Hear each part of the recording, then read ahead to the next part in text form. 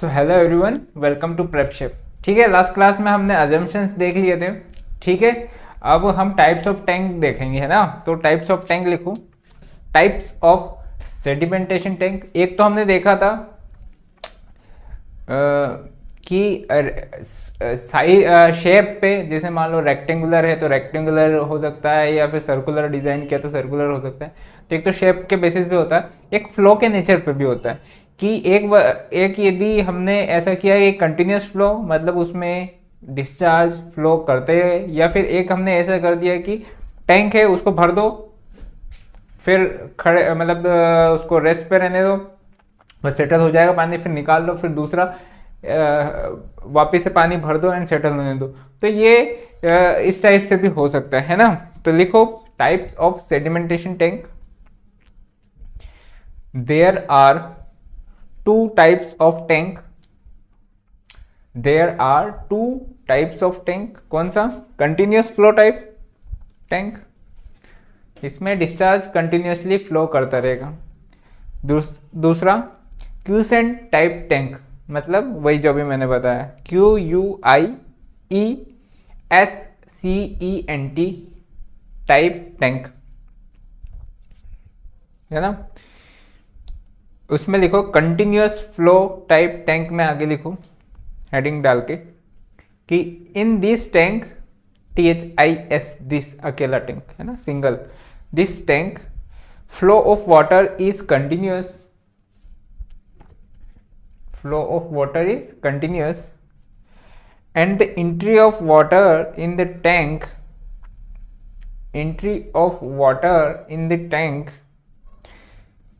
can be either in the horizontal direction or in vertical direction, full stop, depending upon the entry. These are classified as horizontal flow type tank, bracket में rectangular, क्योंकि rectangular जो वाला रहता है वो horizontal flow type tank रहता है, and vertical flow type tank, bracket में circular tank respectively. Circular tank में हम देखेंगे कि उसमें एंट्री, जो पानी की एंट्री है वो वर्टिकली होती है, फिर वो हॉरिजॉन्टल फ्लो करता है ना। ठीक है, तो पहला कौन सा है? अब लिखो एनालिसिस ऑफ रेक्टेंगुलर टैंक, लिखो हेडिंग।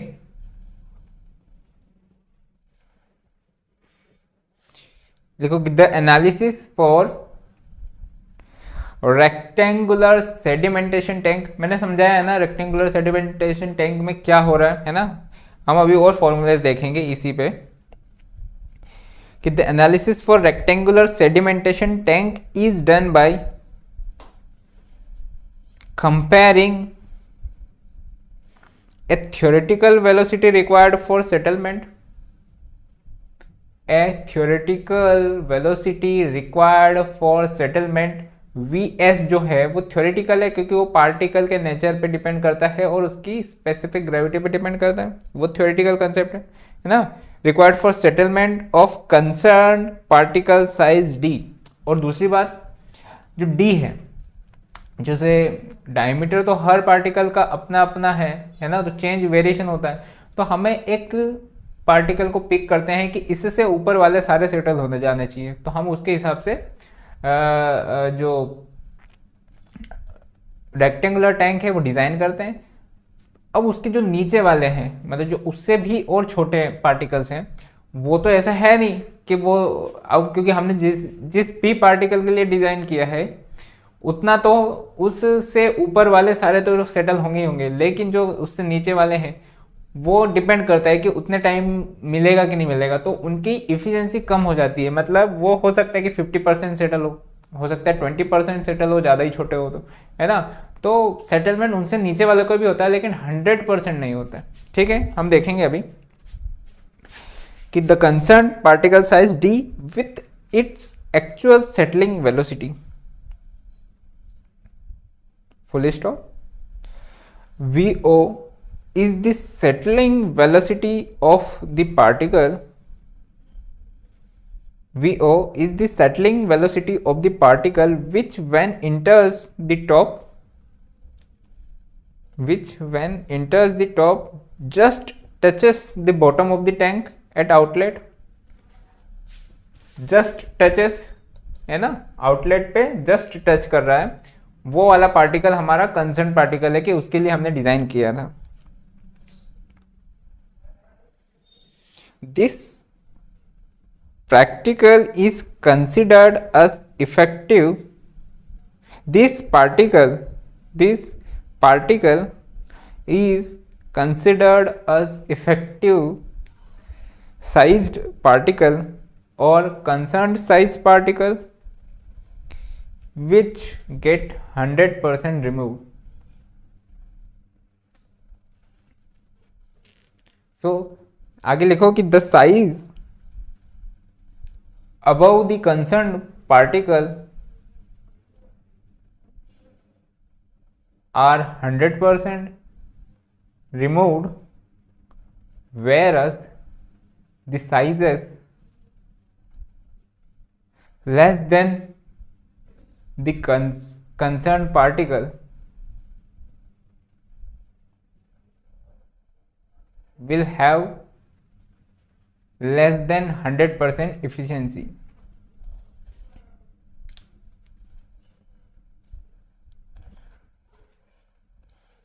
The VO जो हमने VO डिफाइन किया था यहाँ पे, the VO is called as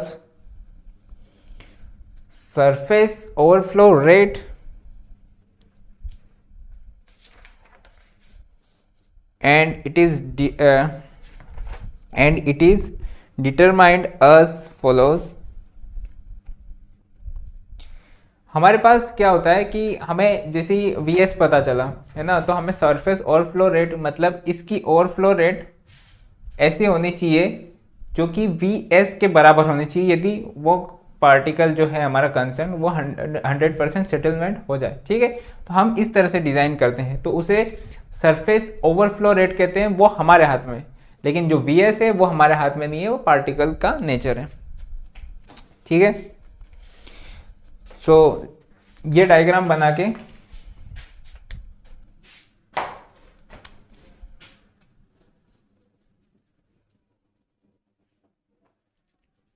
ठीक है। अच्छा, इसकी ट्रैजेक्टरी कैसी है, इसकी वेलोसिटी में कोई चेंज आ रहा है क्या, दोनों में नहीं आ रहा, तो ट्रैजेक्टरी इज लीनियर। ठीक है, तो लिखो आगे कि for concern size particle D, for concern size particle D dt, ये सारा लिख लेना। यहाँ पे VO लिखो, क्यों VS लिख सकते, कब लिख सकते हैं, जब हमने एफिशिएंसी 100% रखी है ना, लेकिन यहाँ पे ऑलवेज VO होगा।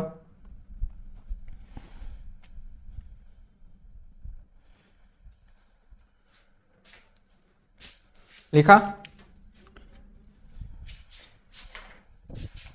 ये लिखा,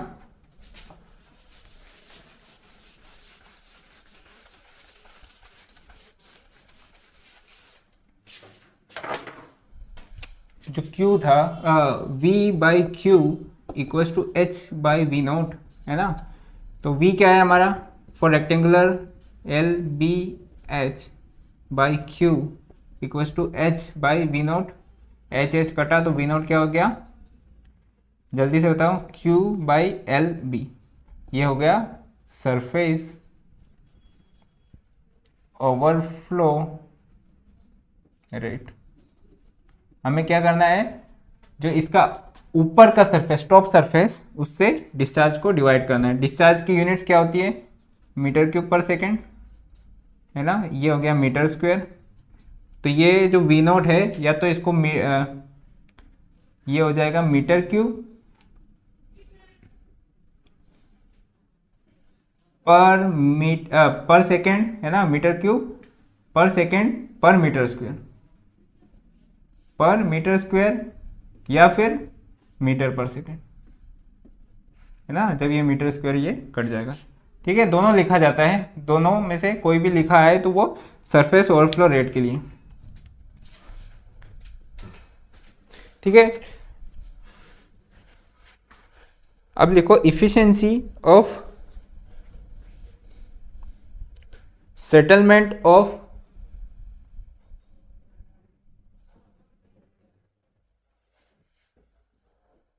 साइजेस लेस देन डी कौन सा है हमारा, कंसर्न साइज पार्टिकल है, उनकी इफिशिएंसी हम कैलकुलेट करेंगे। देखो क्या होगा, सपोज करो ये कंसर्न साइज पार्टिकल की डायमीटर है डी, जब इससे ऊपर बड़े वाले डायमीटर होंगे कोई से भी डी, तो हो सकता है कि वो यहाँ सेटल हो जाए, हो सकता है वो यहाँ सेटल हो जाए, वो पहले ही सेटल हो जाएंगे। लेकिन जो इससे इस डायमीटर से छोटे होंगे, है ना, डी डैश, वो हो सकता है कि वो आखिरी में आते आते यहीं तक पहुँचे। कहाँ तक, यहाँ तक। ये कौन सा है, D dash, which is less than D, है ना। तो इसकी इफिशिएंसी कम है, क्योंकि अभी भी रिमूव होना, हम तो बोल रहे थे जब जैसे ही बॉटम पे टच होगा तब रिमूव होगा, ठीक है। तो सपोज करो कि ये हाइट है h, है ना, और टोटल हाइट तो हमारी h, कैपिटल H थी। अब क्या हो गया कि इतना जो है ये वाले तो सब रिमूव हो गए, ये बच गए ना, इतना बच गया, ठीक है। तो इफिशिएंसी क्या हो गई, जितना रिमूव हो गया और टोटल रिमूव होना चाहिए था, ठीक है। तो यदि हम बोलें कि पूरी H पे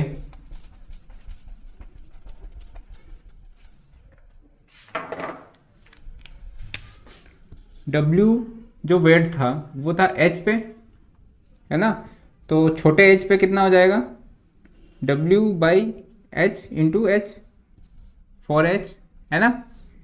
तो हमारे पास इफिशिएंसी क्या हो जाएगी, W by H into H by total weight into 100 ना, इतना सेटल हो गया और ये टोटल वेट था। तो लिखो efficiency equals to weight of particle, अभी मत लिखो, ये पहले लिखो कि efficiency equals to weight of particle settled. समझ में आया कि जो भी डायमीटर बड़ा डायमीटर है वो पहले ही सेटल हो जाएगा, ठीक है, और ये छोटा साइज का है तो वो हाफ वे में ही रह जाएगा, है ना। So weight of particle settled divided by weight of particle entered into 100। Let total, अभी मत लिखो, मैं बता रहा हूँ, let total weight W entered at inlet per unit height is W by H,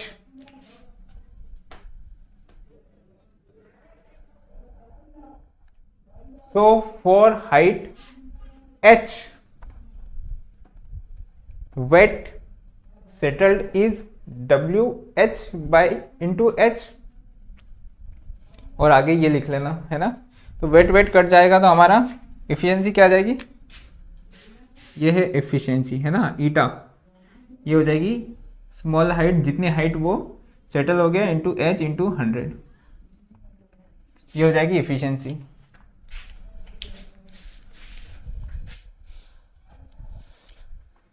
आगे लिखो कि द सर्फ, है ना, एफिशिएंसी हो गया, the surface overflow rate and settling velocity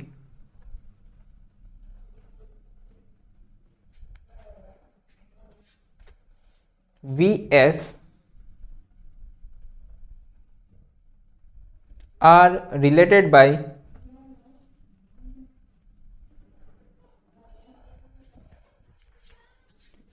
कैसे रिलेट होगी इफिशिएंसी, या तो हो जाएगा Vs बाई VSOR इंटू 100।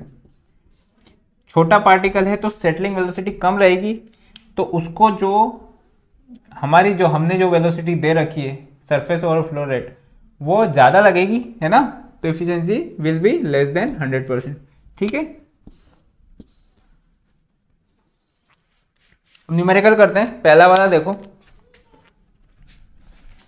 इसी इसी के ऊपर है। पहला वाला देखो,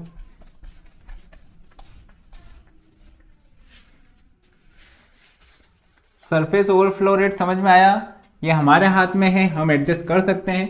फॉर 100% इफिशियंसी हम उसको वी के बराबर रखते हैं, सेटलिंग वेलोसिटी के बराबर रखते हैं। लेकिन हर साइज के पार्टिकल हैं तो सभी के लिए अलग अलग वेलोसिटी तो हम रख नहीं सकते। तो जो वेलोसिटी हमने कंसर्न साइज पार्टिकल है जिसको हमें डुबाना है उसके लिए हम डिज़ाइन कर देते हैं, बाकी उससे छोटे बेचारे रह जाते हैं। ठीक है, क्वेश्चन देखो पहला वाला कि for a given particle size for a given particle distribution find the overall efficiency of sedimentation tank if surface overflow rate is, surface overflow rate जो हमने डिजाइन किया वो दे रखा है कि 0.35 mm पर second and concentration of suspended particles in tank is 100 ग्राम पर litre, मतलब 100 ग्राम पर लीटर सस्पेंडेड पार्टिकल है और उनका साइज का डिस्ट्रीब्यूशन दे रखा है। तो क्या दे रखा है साइज का डिस्ट्रीब्यूशन, वो लिख देता हूं। ये है पार्टिकल साइज, ठीक है। पार्टिकल साइज किस में है, एमएम में दे रखा है। Particle size 0.1 mm, 0.2 mm, 0.3 mm, कहाँ तक, 6 तक है, 0.4, 0.5 एंड 0.6। ठीक है, VS। अच्छा, इसको वर्टिकल बना दूं क्या, एक काम कर दूं यहाँ, है ना। ये हो गया 0.1, 0.2, 0.3, 0.4, 0.5 एंड 0.6। ये है पार्टिकल साइज। ठीक है, इनकी वेलोसिटी कैलकुलेट करके उन्होंने ऑलरेडी दे रखी है। सेटलिंग वेलोसिटी VS mm पर सेकेंड में दे रखी है 0.2। कम है, छोटा पार्टिकल है तो उसकी कम ही वेलोसिटी रहती है, 0.25, 0.3, 0.3, 0.35, 0.4 एंड 0.5। ठीक है, ये दे रखा है और हर एक इनकी क्वांटिटी दे रखी है, कितना परसेंट है, 1000 जो है टोटल, उसका कितना कितना परसेंट ये साइज है ना, क्वांटिटी इन परसेंटेज। तो ये हो गया हमारा 10, 15, 5, 10, 15, 5, 20, 30, 20, 20, 30, 20, 20, 30, 40, 50। ये तो समझ में आता है ना, सभी हिंदी वाले मतलब हिंदी समझ में आती है कि भूल गए हो, इंडिया में ही है ना सब लोग। ठीक है, कैलकुलेट करो, कैसे कैलकुलेट करना है।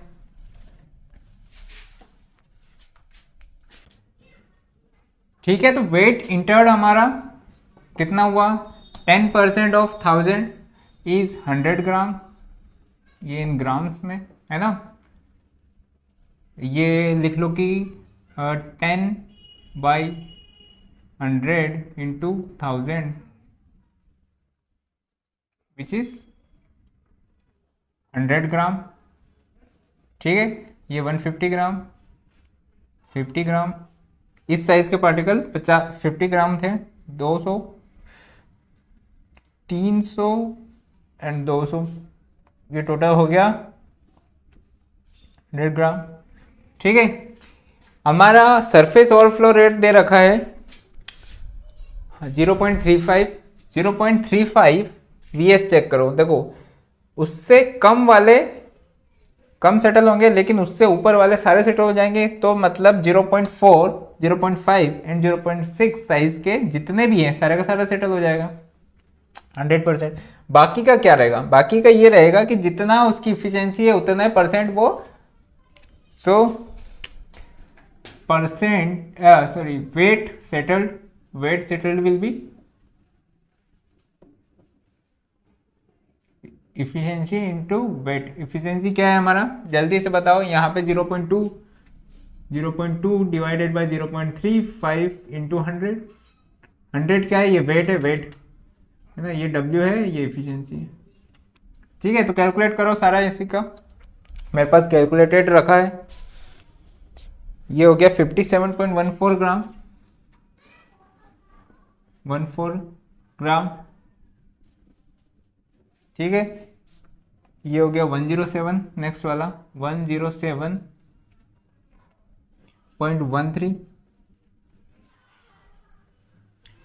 42.85। उसके ऊपर वाले तो सारे सेटल हो रहे हैं, 200, 300 एंड 200। आपको यदि कन्वेंशनल एग्जाम के लिए तैयारी कर रहे हो तो उसमें ये जो टेबल है ये लास्ट में बनाना है, और ये जो कैलकुलेशन मैं ये कर रहा हूँ, जो भी यहाँ वाला जो फर्स्ट रो में जो मैं कैलकुलेशन कर रहा हूँ, इसे सैंपल कैलकुलेशन करके लिख देना चाहिए, है ना। आप पहले टेबल बनाओ, सबसे पहले टेबल बनाओ और ये पूरा लिख दो, फिर नीचे लिखो सैंपल कैलकुलेशन और ये कैलकुलेशन कर दो ऐसे, है ना। That's enough. टेबल में नहीं करना, टेबल में सिर्फ टेबल वो बनाना है ना। अब टोटल हमारा इनको ऐड कर लो, कितना हो जाएगा, एंड डिवाइडेड बाई 1000, तो ये हो जाएगा टोटल हो जाएगा 907 ग्राम, है ना। ये हो जाएगा टोटल 907 ग्राम, है ना। तो इफिशिएंसी कितना हुआ, कितना रिमूवल हुआ, overall efficiency will be 907 by 1000 ग्राम, जो कि इंटर था, इंटू 100। ठीक है, मतलब 90.7%। ये हो गई ओवरऑल एफिशिएंसी। ठीक है, सेकंड वाला देखो, वीडियो पॉज करके नोट कर लेना, है ना। सेकंड वाला देखो,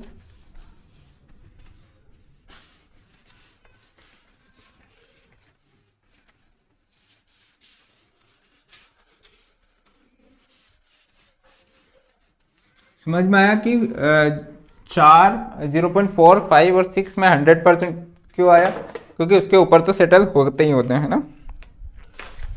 हमारे पास उन्होंने दे रखा है कि वी लेंथ दे रखी है 65 मीटर, डेप्थ दे रखी है 3.5 metre and velocity of flow दे रखा है। ठीक है, जीएस भी दे रखा है। तो वेलोसिटी ऑफ फ्लो क्या है, 1.22 सेंटीमीटर पर सेकेंड। ये है क्या, 1.22 सेंटीमीटर पर सेकेंड, और हाइट है 3.5, लेंथ है 65 मीटर मीटर्स में। ठीक है,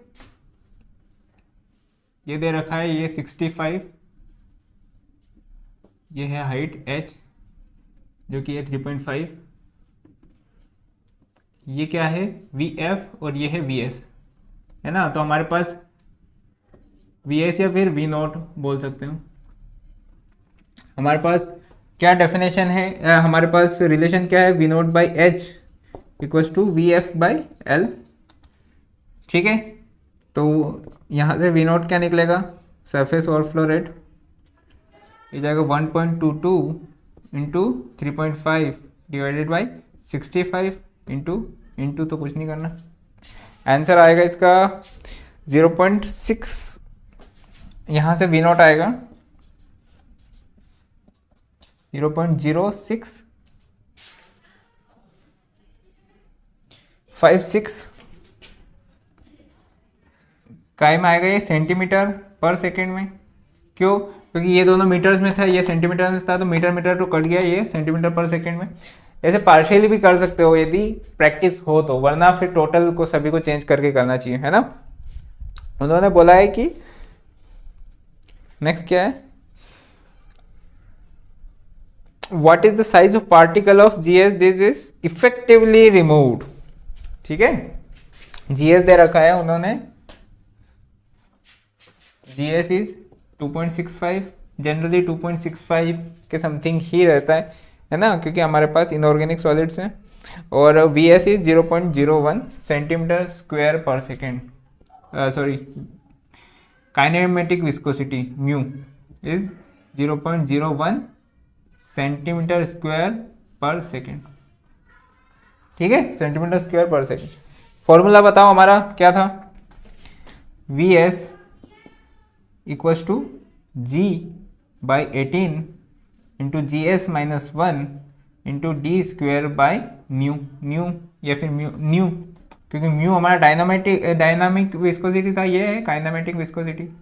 वैल्यूज पुट करो सारी सारी, किस में पुट करोगे? देखो यदि आपको चेंज करना ही है, मैंने बहुत बार बताया है कि आप स्टैंडर्ड यूनिट में चेंज करो, एसआई यूनिट में, है ना, क्योंकि जो ये जी वगैरह है इनको रिवर्स चेंज करना अच्छा नहीं है, है ना। तो आप ट्राई करा करो हमेशा मीटर पर सेकेंड में, मीटर्स में चेंज करने का, ठीक है। और 100% एफिशिएंसी है तो वी नॉट और वी एस हमारा लिख दो कि for 100% efficiency eta equals to 100%, V S equals to V O. ठीक है, तो यहीं पे पुट कर दो ये वाला, इसमें क्या हो जाएगा 0.0656 into 10⁻⁻² equals to 9.81 divided by 18 into G S is 2.65 minus 1। ठीक है, ये हो जाएगा 0.01 इंटू 10⁻⁻4। ठीक है, डी स्क्वेयर। तो जो डी आएगा वो डी आएगा, क्या आएगा डी, कैलकुलेट करो।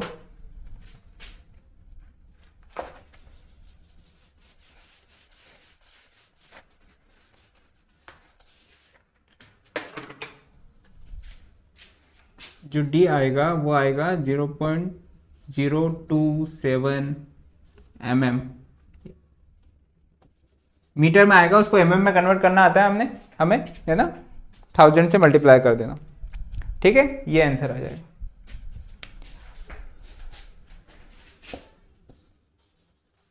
इसमें देखो कि जो हमारा डी आया है, क्या ये लेस देन 0.1 mm आया है क्या, है ना, तो जो स्टोक्स लॉ है ना, वो वैलिड है। तो इससे भी पता चलता है यदि ये साइज कभी ज़्यादा आता है ना, तो हमारा ये जो फॉर्मूला है ये वैलिड नहीं होगा। ठीक है, थर्ड क्वेश्चन करो, सेम है, वहाँ पे इफ़िशियंसी दे रखी है उन्होंने ऑलरेडी, और इफ़िशियंसी दे रखी है, सरफेस ओवरफ्लो दे रखा है, तो आपको बस ये फॉर्मूला ही लगाना है, वो जो आगे का वो कैलकुलेशन करना ही नहीं है।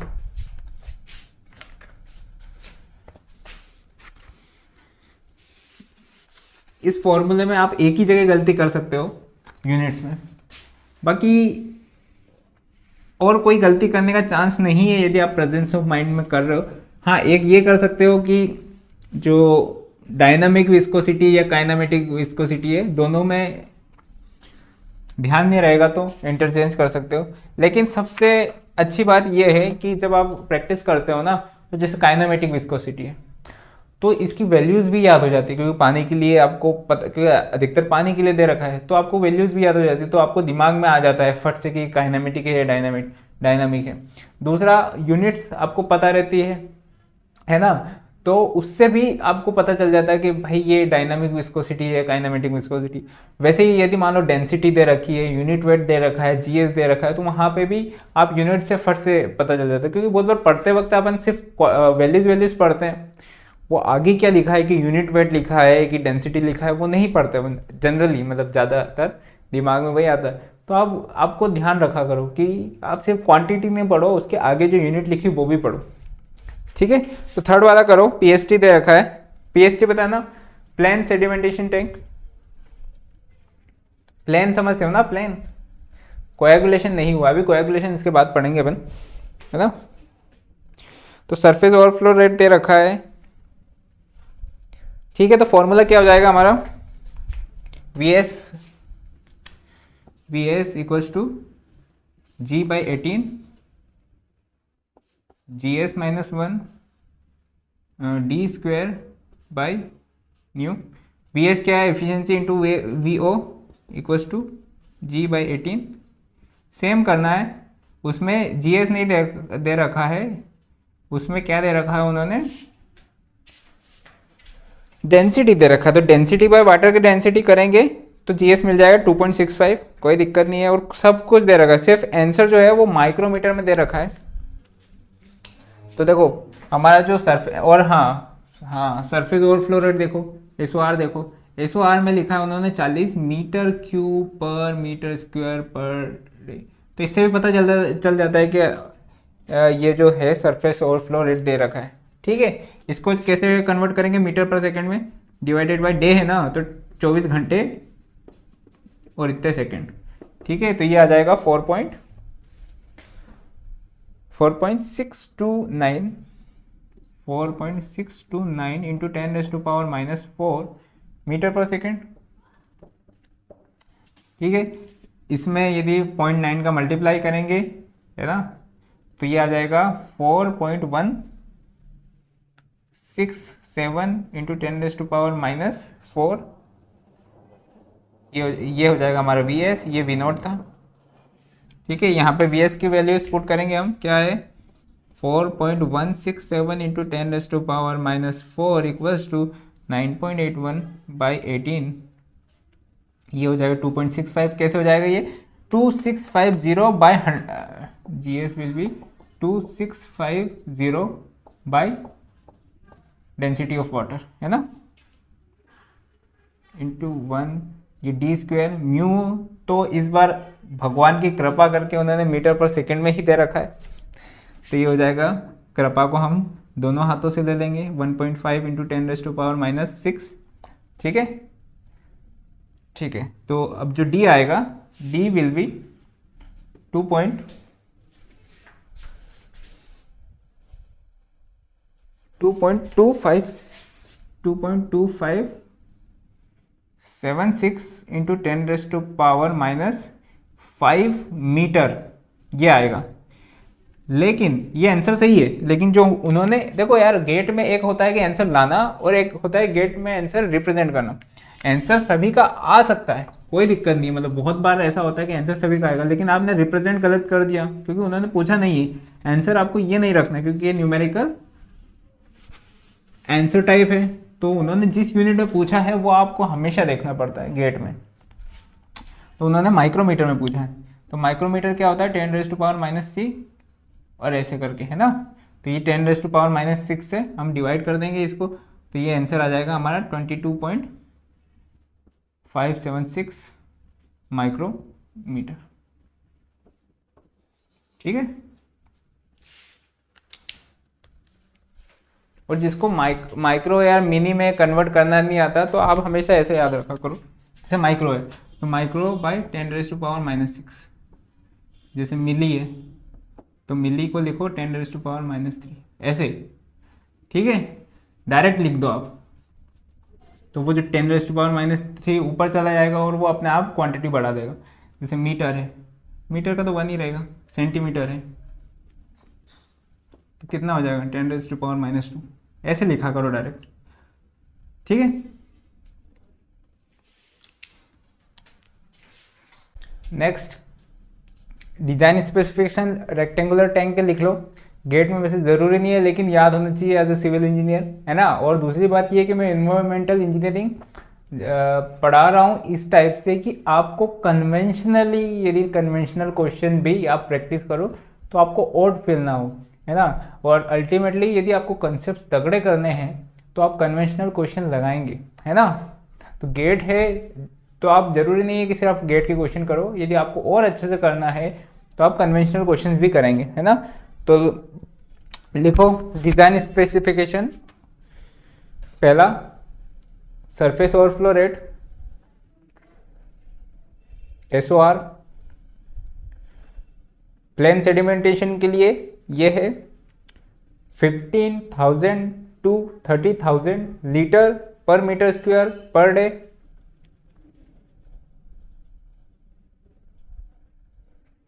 और कोएगुलेशन एडेड टैंक उसके लिए है 30,000 to 40,000 लीटर पर मीटर स्क्वायर पर डे। दूसरा डिटेंशन टाइम प्लेन सेडिमेंटेशन के लिए 4 to 8 आवर्स और कोयागुलेशन एडेड सेडिमेंटेशन के लिए CAS लिखो, या फिर कोयागुलेशन एडेड सेडिमेंटेशन, ये है 2 to 4 hours. Horizontal flow velocity VF है ना, VF कितनी, या फिर VH या VF बोल सकते हो उसको, फ्लो वेलोसिटी या हॉरिजॉन्टल फ्लो वेलोसिटी, ये है 0.15 to 0.9 मीटर पर मिनट, इतनी रहती है, मतलब रेंजेस बताया मैंने। फोर्थ क्या हो गया, L/B रेशियो कितना होना चाहिए, लेंथ वर्सेस ब्रेथ का रेशियो 2 to 4।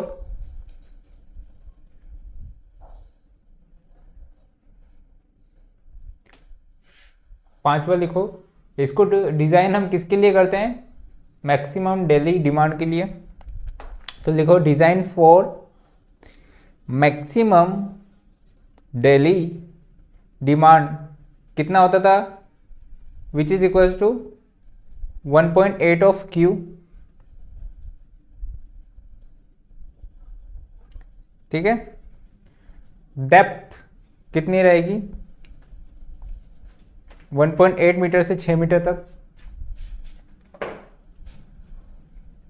सातवां फ्री बोर्ड, फ्री बोर्ड समझते हो, फ्री बोर्ड क्या होता है, फ्री बोर्ड मतलब ऐसा तो है नहीं कि हमने डिजाइन किया टैंक H हाइट 3 मीटर के लिए और 3 मीटर दे दी, मतलब हमें उसको इतनी ऐसे चलाना पड़ रहा है, नहीं, थोड़ा सा तो एक्स्ट्रा देंगे, तो ये जो एक्स्ट्रा है ना, ये फ्री बोर्ड बोलते हैं इसको, है ना, कि 0.3 एक फीट रहता है लगभग, जनरली 1 फीट के समथिंग फ्री बोर्ड, है ना, थोड़ा सा खाली भी तो रहेगा।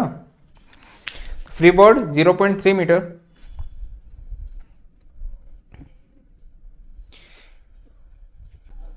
कि यदि हमारा मैकेनिकल स्क्रैपिंग, देखो कंटिन्यूस फ्लो टाइप में क्या होता है, मैकेनिकल स्क्रैपिंग कर सकते हैं हम, है ना, क्योंकि वहाँ पे क्या होगा कि बहुत सारा एक्यूमुलेशन होगा, तो वहाँ पे मैनुअल नहीं कर सकते।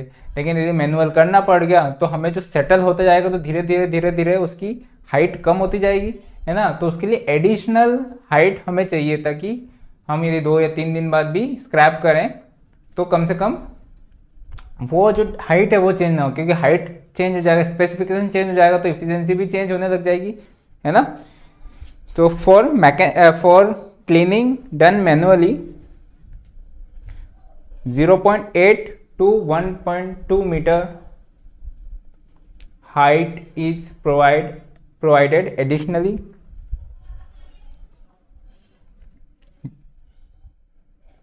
Also the cleaning is preferred mechanically by scraping mechanism, है ना, हम ये वाला प्रेफर नहीं करते।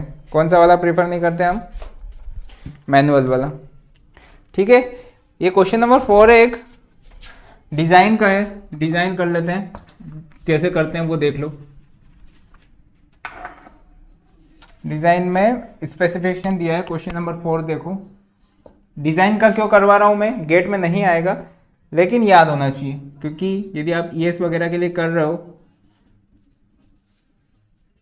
तो उसके लिए मैं हेल्प करने के लिए तैयार हूं, है ना, और गेट के लिए तो वैसे भी अपन कर ही रहे हैं। VS is settling velocity is 32.5 metre per day, और DT डिटेंशन टाइम दे रखा है 95 मिनट। हमें इसके लिए एक टैंक डिजाइन करना है, ठीक है, और L/B रेशियो इज 2 to 5 के बीच में बोला है उन्होंने, और L should not be greater than 100 metre, ठीक है, should not be greater than 100 metre. ठीक है, ये है हमारा स्पेसिफिक। MLD समझ रहे आता है, मिलियन लीटर्स पर डे। ठीक है, तो हमें सबसे पहले हम डिजाइन क्या करते हैं, हमें लेंथ, ब्रेथ और हाइट फाइंड करना है। ठीक है, तो हमें पता है कि V/Q इज DT होता था। ठीक है, तो हमारा V क्या हो जाएगा, V इक्वल्स टू Q हमारा है 43.2 मिलियन लीटर्स है 10⁻⁶, लीटर्स को मीटर में कन्वर्ट करो तो -3, ठीक है, -3, ये हो गया लीटर और ये मीटर क्यूब है ना, और लीटर पर डे, तो लीटर लीटर गया पर डे है ना, तो इसको सेकेंड्स में कर दें क्या,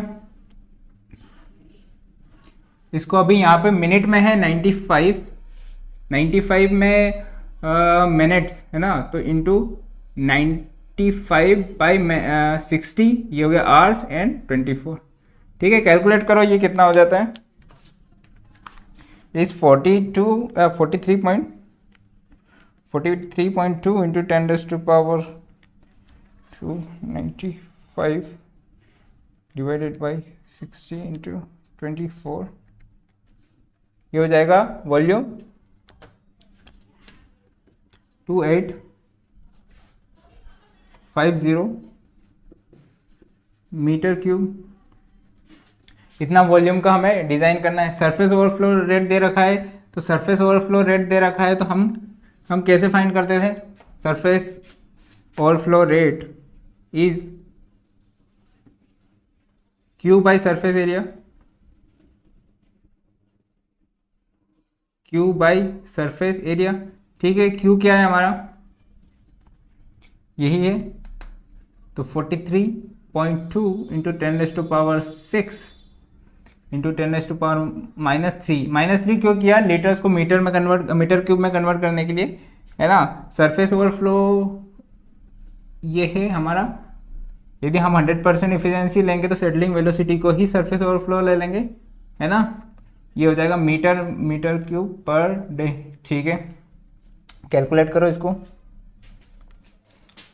43.2 इंटू 10⁻⁶ 10⁻³ डिवाइडेड बाई 32.5, तो ये आ जाएगा सरफेस एरिया, सॉरी है ना, ये यहाँ पे SOR हो जाएगा और ये सरफेस एरिया, ठीक है।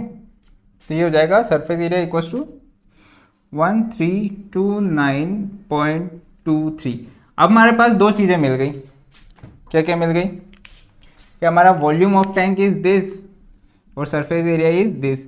अब हमारे पास जो स्पेसिफिकेशन दिया है उनके हिसाब से L/B रेशियो जिसको 2.5 का लेना है, L/B रेशियो जिसको 2.5 का लेना है वो 2.5 ले लेगा, L/B रेशियो जिसको 3 का लेना है अपने हिसाब से डिज़ाइनर वो ले लेगा। अब इसमें यदि L हमने यदि ये ले लिया तो L equals to 3B, surface area is क्या हो जाएगा L इंटू बी, इस सरफेस एरिया है ना, और L यदि पुट कर दिया तो 3B² equals to surface area जो कि ये 1329.23, कितना हो जाएगा ये,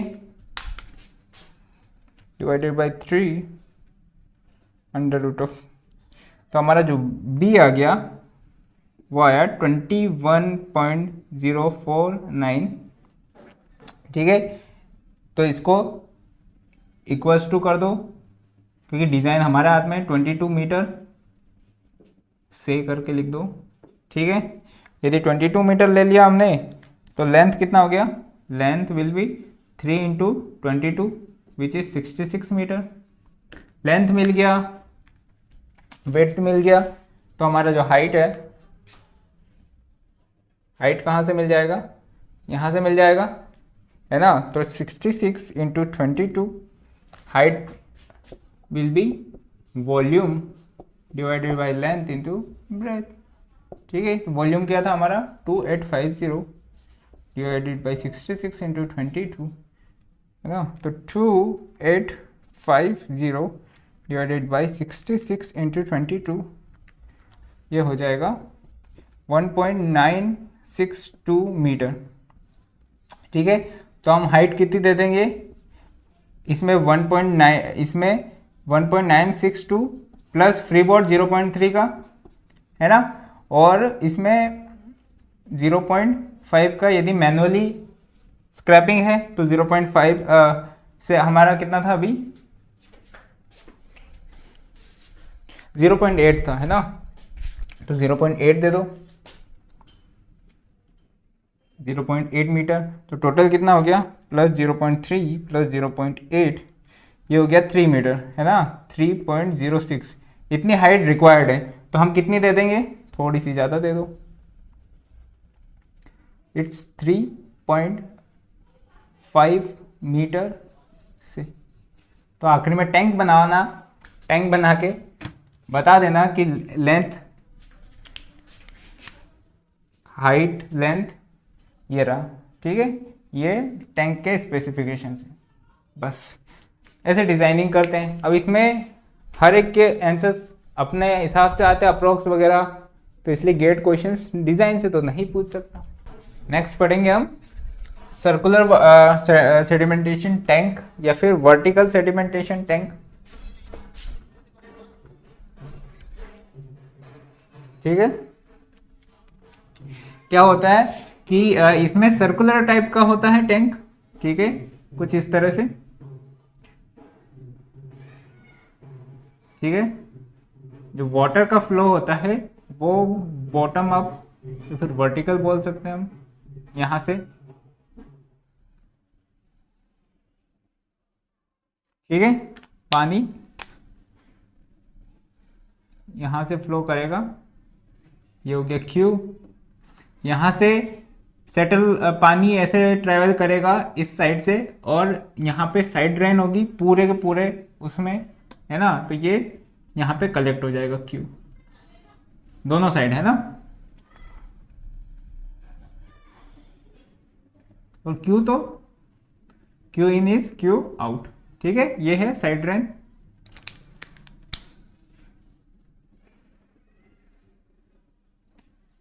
ये है साइड ड्रेन। ये जो बॉटम है ये हॉपर्ड बॉटम बोलते हैं इसको। इसका सिग्निफिकेंस ये होता है कि जब यहाँ पे जो सेटलमेंट होता है पार्टिकल्स का वो डेंसली पैक हो जाता है फिर हॉपर्ड बॉटम के कारण, है ना। ये है हॉपर्ड bottom.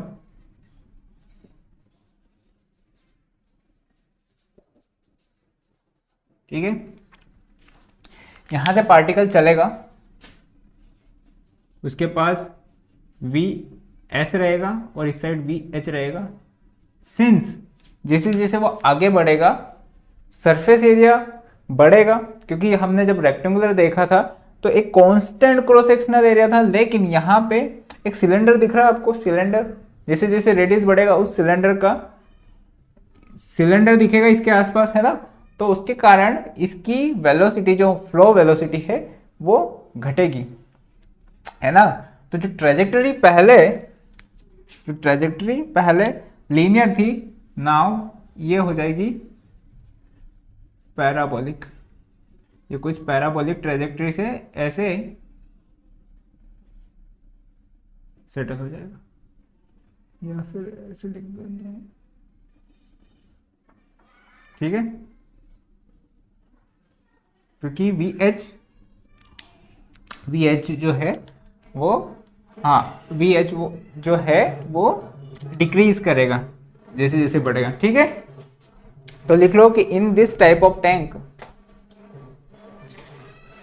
In this THIS type of tank, water enters vertically but moves radially,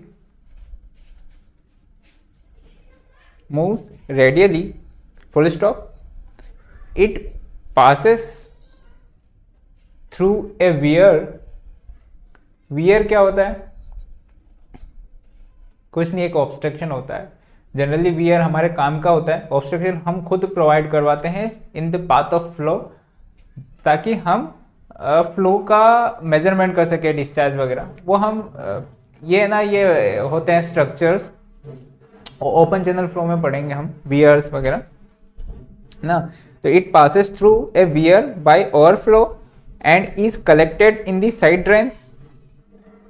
in this tank the trajectory of settlement of particle is not linear। दिख गया था,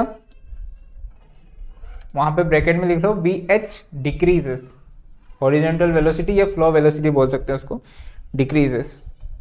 दिस इज बिकॉज, अच्छा वो लिख दिया है ना, VH डिक्रीजेस। तो हमारी जो ओवरऑल हाइट है उसमें टोटल आ जाएगा, लेकिन हमारी हाइट जो है यहाँ पे भी दिस इज, ये हमारी काम की हाइट है और ये ओवरऑल हाइट है, ओवरऑल हाइट AGST। ठीक है, वॉल्यूम कैसे निकालेंगे? वॉल्यूम का फॉर्मूला है volume of this tank, volume of tank, ये एम्पेरिकली निकलेगा d² into 0.785 H plus 0.011 D।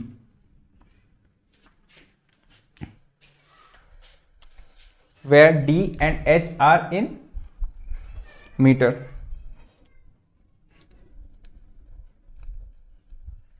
ठीक है, ये सर्कुलर, ये होपर्ड बॉटम है इसलिए ये वाला वॉल्यूम लगाया, वरना हम डायरेक्टली भी π/4d² भी लगा सकते हैं। ठीक है, सेम हमारा सरफेस ओवरफ्लो रेट क्या रहेगा? डिस्चार्ज बाय सरफेस एरिया, है ना, π/4d²। ठीक है, and wear overflow rate,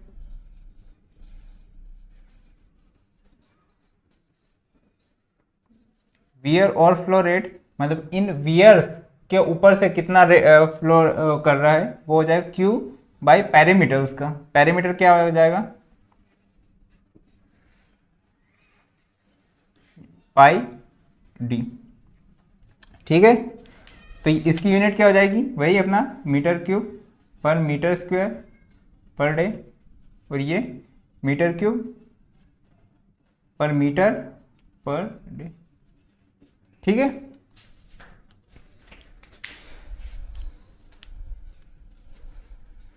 question number 5 देखो, इसमें बोला है circular sedimentation tank filled with mechanical scraping mechanism is to treat a discharge of 4 mld। Discharge दे रखा है, if dt is 5 hours and overall height is h, find the diameter of tank.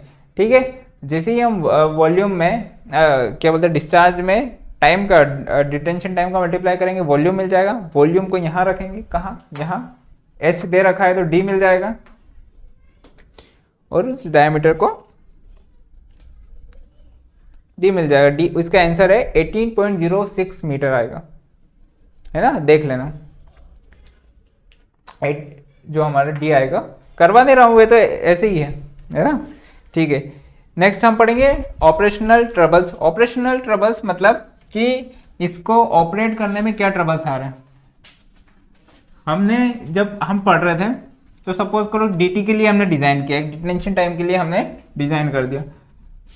इतने समय तक यदि पार्टिकल रहेगा तो particle settle हो जाएगा, लेकिन यदि हमारे डिजाइन में फ्लो आ गया, मतलब जैसे बोलते हैं फॉल्ट आ गया, कैसा कि पानी, मतलब जो इनलेट आउटलेट हमने इस तरह से डिजाइन किया कि पानी उतने समय के लिए पानी टैंक में है ही नहीं, वो या तो शॉर्ट सर्किट हो गया, मतलब सपोज करो कि हमने इनलेट के पास में आउटलेट बना दिया, तो वो पूरे टैंक में थोड़ी घूमेगा, वो तो इधर से चलेगा और आउटलेट में निकल जाएगा। तो इसलिए हमारा इनलेट एंड आउटलेट डिजाइन करना भी जरूरी हो जाता है ना। तो यदि वो डिटेंशन टाइम तक नहीं रहा तो सेटल नहीं होगा। तो लिख लो operational troubles in sedimentation tank. The operational trouble in a sedimentation tank is known as short circuiting, full stop. When the water does not get uniformly dispersed throughout the cross section of the tank,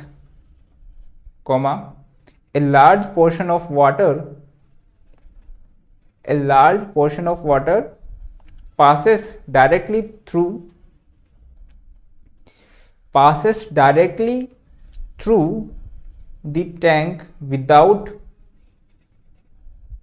being detained for the intended detention, without being detained for the intended detention. Such condition is called short circuiting. Such condition is called short circuiting. Major क्या हो सकता है, remedial या फिर measures लिखो कि हम short circuiting कैसे रोक सकते हैं.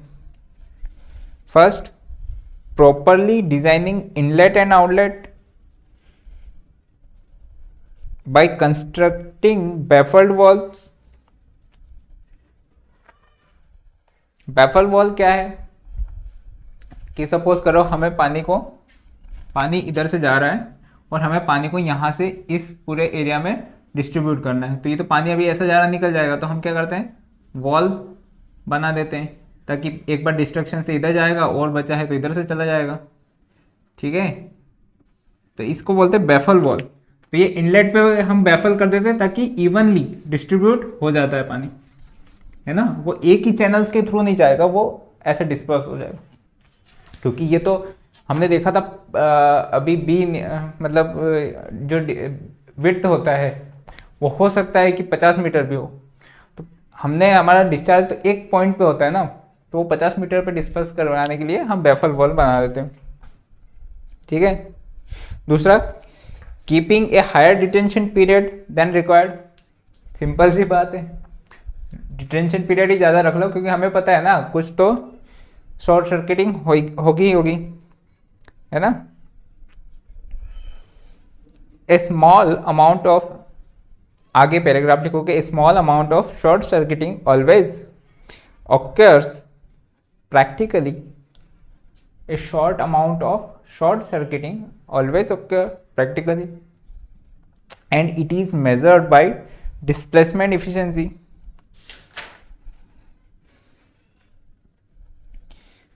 तो लिखो डिस्प्लेसमेंट एफिशिएंसी क्या है.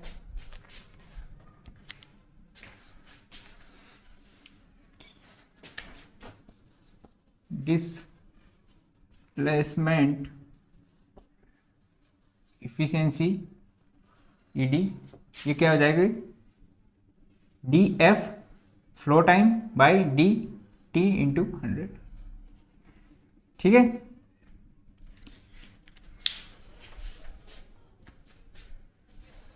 For no short circuiting N D equals to 100%.